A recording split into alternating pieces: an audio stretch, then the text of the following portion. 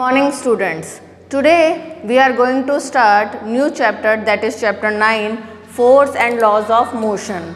Now first of all, what is force? Force is a push or pull acting on an object which brings visible changes in the object. I repeat, force is a push or pull acting on an object which brings visible changes in the object. Now, secondly, we will discuss about effects of force. Now, what are the effects of force? As I told you earlier, force is a push or pull acting on an object which brings visible changes in the object. Means force brings visible changes in the object. When we apply force on any object, either we push the object or pull the object. So by pushing or pulling the object means applying the force, that force can bring many visible changes in the object. That visible changes caused due to force are called effects of force. Now, what are the different effects of force? First one is change in shape and size. When we apply force on any object, that force can bring change in its shape and size. For example, when we force a dough or a clay, then its shape and size both are changed due to the application of force. Second one is change in state. When we apply force on any object, that force can change the state of the object. Means that force can make the object to move from the state of rest, and it can also bring a change from the state of motion to state of rest. Means a force can make the object movable and it can make the object stationary also. So a force can bring change in the state from rest to motion or motion to rest. For example, there is a stationary trolley. If we apply force on the trolley by pushing it, then it will start moving. So its state is changed from rest to motion. Okay. Now, for example, if a child is taking a ride on a swing, then if we pull swing obviously in opposite direction, then its speed will be decreased and ultimately the state of the swing will come to rest from motion. So change in state can also be caused due to force. Next is change in speed. If we apply force on any object, that force can either increase or decrease the speed of the object. Means it can change the speed of the object. If we apply force on any moving object in the direction of its motion, then its speed will be increased. And if we apply same force in the direction opposite to the direction of its motion, then its speed will be decreased. For example, if we apply force on a moving swing by pushing it in the direction of its motion, its speed will be increased. And if we apply same force in the direction opposite to its motion by pulling it, then its speed will be decreased. So a force can change the speed of the object. Last but not the least, change in direction. We can change the direction of any moving object by applying force on it. If we apply force on a moving trolley in left side, then its direction will be changed to left. And then we apply force on that moving trolley which is moving in left direction. Now we are applying force in right, then its direction will be right. So we can change the direction of the moving object by applying force on it. So in this way, a force can bring visible changes in the object which are known as effects of force, and that effects of force are change in shape and size, change in state, change in speed, change in direction. Now moving to next topic, that are types of forces.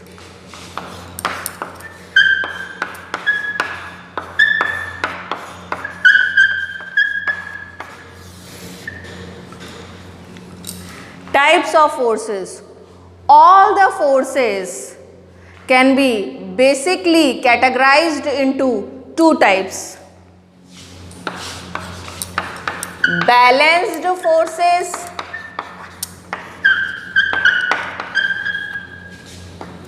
and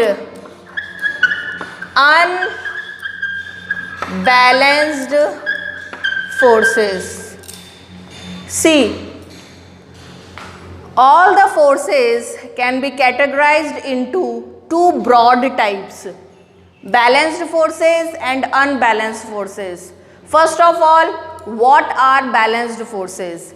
Balanced forces are equal and opposite forces acting on an object which cancel or nullify each other. So the net resultant force on the object is 0, which brings no visible change in the object. For example, there is a table. On that table, we will place a wooden block at the center. Now, we will tie its left and right ends with the threads. Now, we will call it X thread or string. String is an elastic thread and this is Y string. Now, we will apply force on X string by pulling it. Then what will happen? It will move towards left side. After that, we will leave this X string and hold this Y string, and we will apply force on this Y string by pulling it. Then wooden block will move towards right side. Thirdly, we will hold both the strings, X and Y strings, and pull them equally with equal forces. Then this wooden block will not move. It will remain at the state of rest. It will remain stationary. Now, let us find out what happened in all the three cases. In the very first case, we pulled X string. So, we applied force on X string towards left side. So, this wooden block moved towards left side. Here, this X string applied force on wooden block towards left side. Suppose 5 Newton. So we assume that this X string applied 5 Newton force on this wooden block towards left side. So what is the net resultant force acting on the object in the first case when we pulled only X string? In this case, we only pulled X string towards left side, so we applied force on X string. So we applied force on X string, and that X string then applied that force on wooden block towards left side, which was of 5 Newton. So the net resultant force on the wooden block is 5 Newton. That is why it is moved towards left side. In second case, we pulled Y string. So this Y string applied force on wooden block towards right side. That is also of 5 Newton. So in second case, the net resultant force on the wooden block is 5 Newton towards right side. That is why it moved towards right side. Okay. So in both the cases, there is a net resultant force acting on the object, that is 5 Newton towards left side in first case, 5 Newton towards right side in second case. So in both the cases, there is a net resultant force of 5 Newton acting on the object, which moves the object towards a particular side. This force is not getting cancelled or nullified or balanced by any other equal and opposite force. In that case, a net resultant force is acting on the object, known as unbalanced force. So in both the situations, in both the cases, unbalanced force is acting on the object. In third case, we pulled both the strings equally in opposite directions. So there are two forces, 5 Newton and 5 Newton, towards left side, towards right side. These two equal but opposite forces acting on the same object. So in left side, there is a force of 5 Newton, equal force of 5 Newton in right side. So on this wooden block, two equal but opposite, that is why I will consider it plus and I will consider it as minus. So these two equal but opposite forces acting on the same object. So this object experiences two forces, 5 Newton, 5 Newton. So this object experiences two equal 5 Newton forces but opposite plus 5 Newton minus 5 Newton, which cancel each other or nullify each other or balance each other. So the net resultant force on the wooden block or object is 0 Newton. So what is the net resultant force on the object? It is 0 Newton. So I can say that no force is acting on the object, because 0 Newton force is acting on the object means no force is acting on the object, which brings no visible changes on the object. So these kind of forces which are equal but opposite in direction acting on the same object, they cancel each other, they nullify or balance each other. In that case, net resultant force on the object is 0 Newton, which brings no visible change in the object. So these kind of forces are called balanced forces because they are equal but opposite forces acting on the same object. That is why they cancel, they balance, nullify each other. So they are known as balanced forces. And in the case of balanced forces, 0 Newton force means no force is acting on the object ultimately. So it brings no changes in the object. Okay? And in case of unbalanced forces, there is a net resultant force acting on the object, which does not get cancelled or nullified or balanced by any other equal opposite force. So this brings visible change in the object called unbalanced force.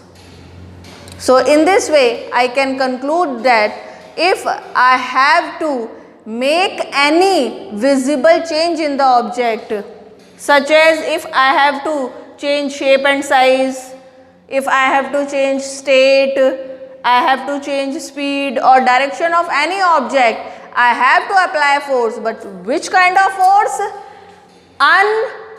Unbalanced force. Means the force which we applied on this wooden block in first and second cases. Okay, that kind of unbalanced forces which do not get cancelled or balanced or nullified by any other equal or opposite force. In that cases, a net resultant force is acting on the object, which brings visible changes like change in speed, change in shape and size, change in state, change in speed, change in direction. And that are called unbalanced forces. So we have to apply unbalanced force to make any of these changes in the object. Now, there is a third category of force known as frictional force.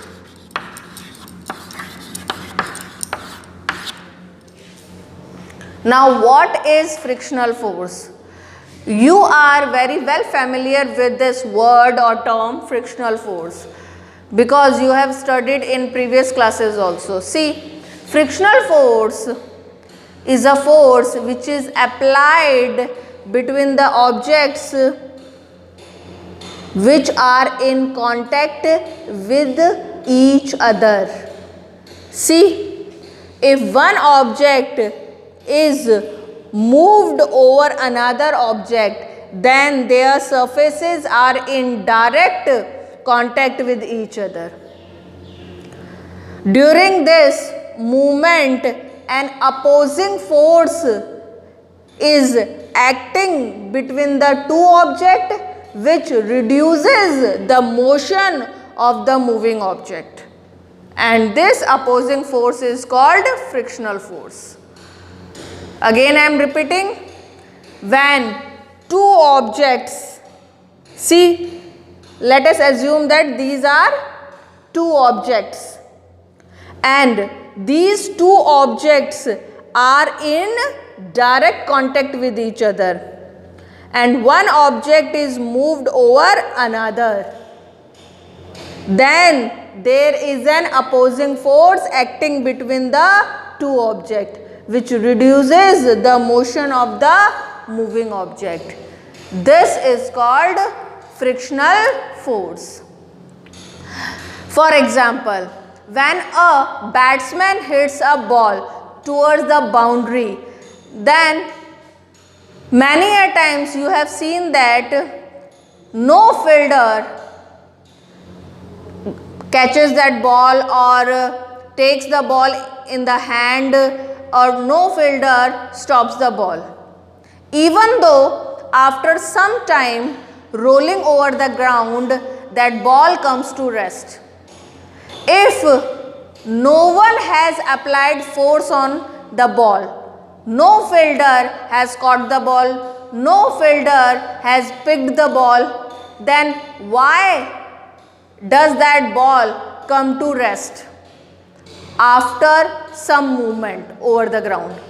See, when ball is rolling or moving on the ground, then ball and ground are in direct contact with each other. Okay? Then there is an opposing force called frictional force acting between the ground and moving ball, which reduces the motion of the moving ball, and ultimately ball comes to rest. So this is an example of frictional force. Now you have to think that where are the frictional force occurred. You can think about many more situations and cases in your day-to-day lives where frictional force is acting. So that you have to think. This is your homework. Now, what are the factors on which frictional force depends? First of all, mass of the object. If mass of the moving object is more, if it is heavy, then large frictional force is acting on the heavy object, on the massive object. This is the reason that when we apply a large carton on a floor, then a great frictional force is acted on that large, massive, heavy carton by the floor. And to move it, we have to apply much more external unbalanced force so that we can overcome the large frictional force acted on the large carton by the floor. And if the mass of the object is light, it is not too much heavy or massive, then frictional force acted on it is less. Next one is nature of the surface.